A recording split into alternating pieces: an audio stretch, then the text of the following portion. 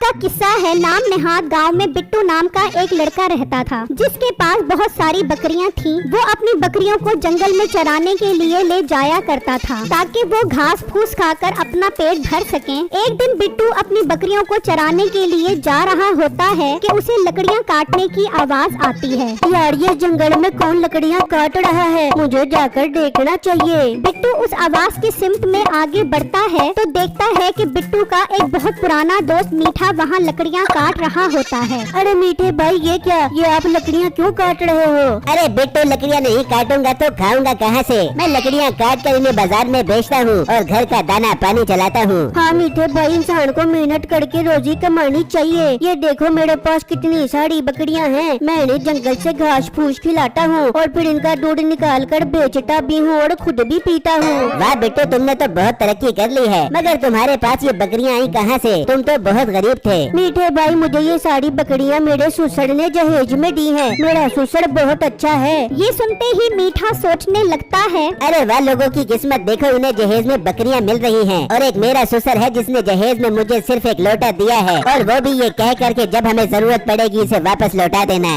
अच्छा मीठे भाई, मुझे देर हो रही है, मैं अब चलता हूँ। ये कहकर बिट्टू वहाँ से चला जाता है और मीठा लकड़ियाँ उठाकर गुस्से में घर वापस आ जाता है। अरे क्या हुआ मीठे, तेरा मुंह क्यों इतना सूजा हुआ है? बेगम, आज जंगल में मुझे मेरा पुराना दोस्त मिला। मैं तो देखकर हैरान रह गया कि उसके पास बहुत सारी बकरियां थी जो उसे उसके ससुर ने जहेज में दी थी। और मुझे जहेज में क्या मिला? मीठे, तेरे ससुर ने तुझे जहेज में लोटा तो दिया, अब क्या वो तुझे खोता भी दे देता? प्लास्टिक का लोटा देकर उसने मेरे पर कोई एहसान नहीं किया, और देखा जाए तो उसने लोटा ठीक ही दिया है। तुझे देखकर तो अच्छे अच्छे को मोशन लग जाए। मीठे, तेरे मुझे ताड़े देने की जरूरत नहीं है। इतना शौक चढ़ रहा है तो बड़े ससुर के पास जा और उससे बकरियां ले ले।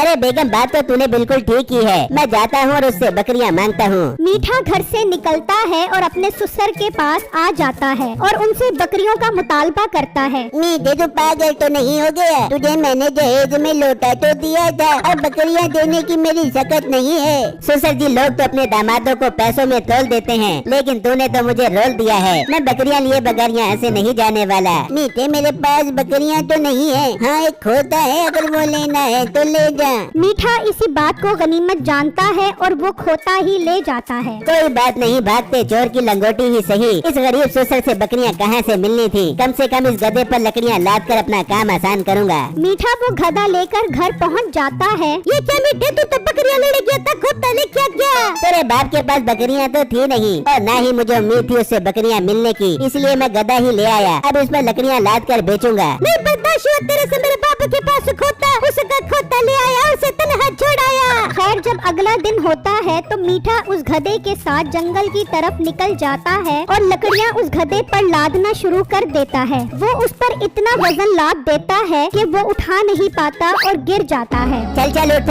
इतना तो तेरे ऊपर वजन नहीं डाला जितनी जोर से तू गिरा है। मालिक, मेरे ऊपर इतना बोझ मत डालो, मेरी हड्डियाँ बहुत कमजोर है, मैं इतना बोझ नहीं उठा सकता। बहुत तेरे जिस्म पर चर्बी चढ़ गई है। चल चल, लकड़ियाँ बाजार भी पहुँचानी है। मीठा उस गधे को लेकर चला जाता है तो रास्ते में बिट्टू की नजर उस पर पड़ती है। यार, ये मीठा भाई कितना जालिम है। कैसे इस मासूम जानवर पर इतना बोझ डाला हुआ है? जानवरों पर इस तरह जुल्म नहीं करना चाहिए। खैर, शाम में मीठा लकड़ियाँ बेचकर घर आ जाता है और उस गधे को बांधकर अंदर चला जाता है। मालिक, कुछ खाने पीने को दे दो, सारा दिन काम करवाते हो, बहुत भूख लग रही है मालिक। मीठे ने उसे खाने पीने को कुछ भी नहीं दिया और वो गधा भूख की वजह से बेहोश हो जाता है। फिर जब अगला दिन निकलता है तो मीठा उसके पास आता है। देखो देखो कैसे मजे से सो रहा है ये गधा। वहाँ जंगल से लकड़ियाँ काटने जाना है और इस नवाब की नींद ही पूरी नहीं हो रही। मीठा उसे जोर जोर से डंडे मारता है। चल उठ मनहूस गधे, चल जंगल से लकड़ियाँ काटनी है। मालिक, मैंने रात से कुछ नहीं खाया, मेरे अंदर वजन उठाने की हिम्मत नहीं है। मालिक, मेरे ऊपर ये जुल्म मत करो।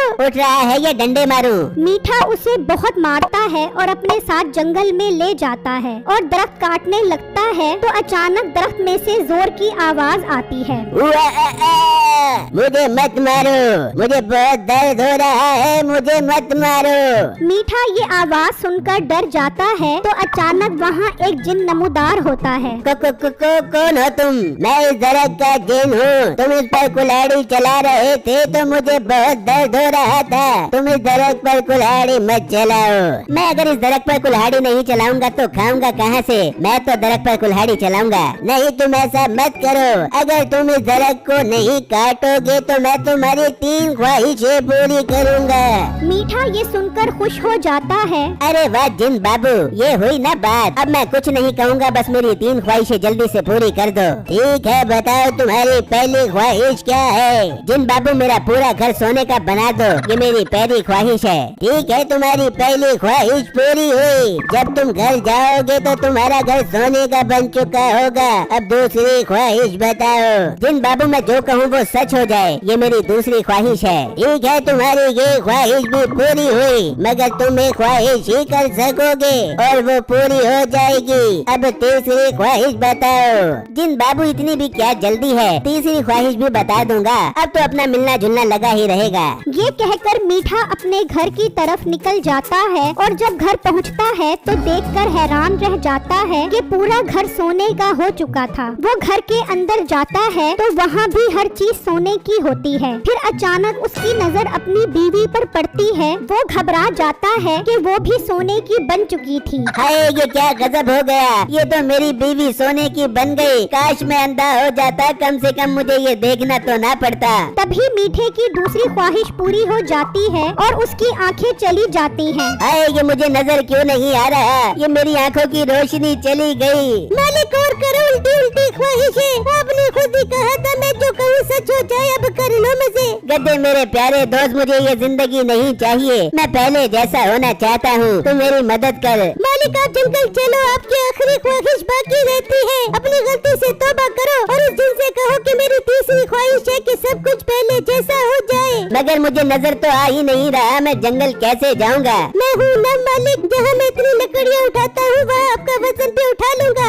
आप मुझ पर सवार हो जाओ, हम जंगल चलते हैं। ठीक है मेरे दोस्त, मुझे जंगल ले चल। फिर मीठा गधे पर सवार होकर उस जंगल में आ जाता है और जिन को आवाज देता है। जिन बाबू, कहाँ हो? जल्दी आओ और मेरी तीसरी ख्वाहिश पूरी करो। तभी जिन वहाँ आ जाता है। बताओ तुम्हारी तीसरी ख्वाहिश क्या है और ये तुम्हारी आंखों को क्या हो गया है? मीठा उसे सारी बात बताता है, जिसे सुनकर जिन कहता है, इसमें मेरा कोई कसूर नहीं है, ये तुम्हारी ख्वाहिश थी इसलिए पूरी हो गई। जिन बाबू, मुझे ऐसा कुछ नहीं चाहिए। आंखें हैं तो सब कुछ है। जब मैं देख ही नहीं सकूंगा तो मैंने सोने चांदी का क्या करना? मेरी तीसरी ख्वाहिश है कि मेरी आंखें वापस आ जाएं और सब कुछ पहले जैसा हो जाए। ठीक है, तुम्हारी ये ख्वाहिश पूरी हुई। फिर अचानक मीठे की आंखें वापस आ जाती हैं। मीठा बहुत खुश हो जाता है और वापस घर आ जाता है तो देखता है कि उसका घर पहले जैसा हो चुका था और उसकी बीवी भी सही सलामत खड़ी थी। मीठे भी थोड़ी देर पहले पता नहीं मुझे क्या हो गया था, मैं तो लकड़ की बांदरी बन गई थी। अरे बेगम, तो इस बात को जाने दे। अब से मैं तौबा करता हूँ। मैं मेहनत करके हक हलाल की रोजी कमाऊंगा और अपने इस गधे का बहुत ख्याल रखूंगा। इसने मुश्किल वक्त में मेरा बहुत साथ दिया है। फिर मीठा आधी लकड़ियाँ खुद उठाता है और आधी गधे पर लादता है। अरे वाह, लगता है मीठे भाई को अपनी गलती का एहसास हो गया है, तभी तो गड्ढे पर इतना वजन नहीं डाल रहे। मीठा अब गधे की खूब खिदमत करने लग गया था और सब हंसी खुशी रहने